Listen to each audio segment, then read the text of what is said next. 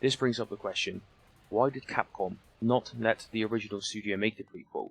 One of the reasons is that Capcom was shifting their arcade teams to console development after the increase in processing power in the PlayStation 2. They wanted Studio 1 to handle it so they could become more familiar with console development. Studio 1 had put out titles such as Power Stone and Spawn.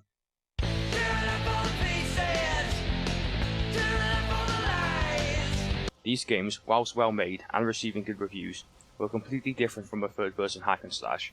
The use of the team inexperienced with console games, whilst members of the team were working on other projects alongside it, went as bad as expected. Since the new studio wasn't familiar with this line of work, it resulted with them cutting down on the puzzles and making plain open areas, which was what gave the original game its charm. This was a big change from the original, as it had a multi-tier level structure and puzzle items, due to it being built of a Resident Evil game. Another reason suggested by Kiami is that Capcom didn't fully understand his influence on the game, and therefore let him work on a different project. Their main objective with Devil May Cry 2 was to make it bigger than its predecessor, and the studio was encouraging them to make the game their own, which was perhaps the start of the end. An example of them making the game their own is that one of the producers wasn't fond of Dante's playfulness in the initial release, and made him more serious.